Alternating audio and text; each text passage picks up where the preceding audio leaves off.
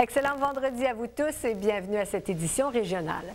On ne cesse de le répéter sur toutes les tribunes, on produit trop de déchets, des ordures qu'on doit ensuite traiter et tout ça coûte cher et est potentiellement polluant.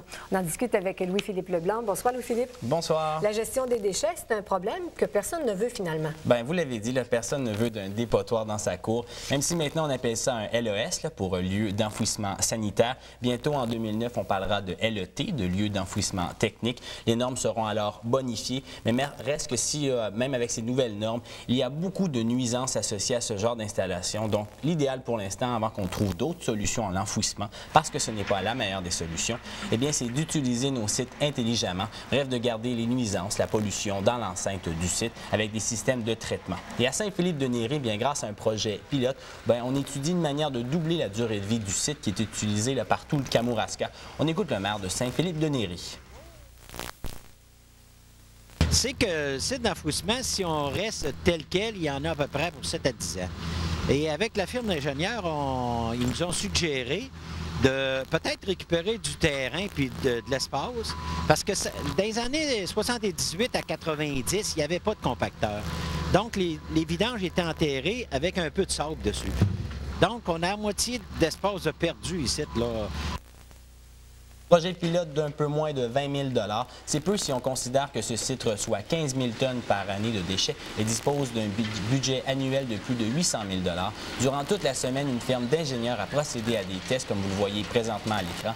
Le procédé est relativement simple. On déterre les déchets, on les place dans un tamier rotatif. On se retrouve donc avec d'un côté le gravier et le sable et de l'autre les déchets. Reste à savoir si le gravier pourra être utilisé pour recouvrir d'autres déchets s'il n'est pas trop contaminé.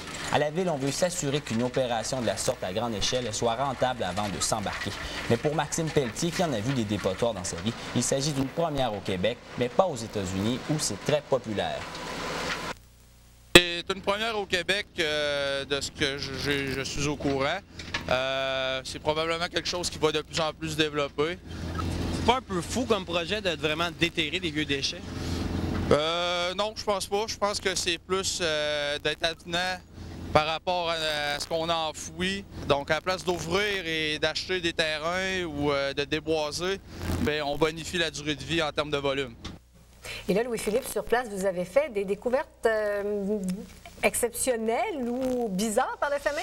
Bien, on pense que ce qu'on met sur le bord du chemin, là, ce qui prend le chemin de la poubelle, bien, ça disparaît. Eh bien non. En déterrant là, tous ces anciens déchets, on se rend rapidement compte que la décomposition, dis-je, n'est pas un processus rapide. Les plastiques, notamment, restent intacts pour plusieurs centaines d'années.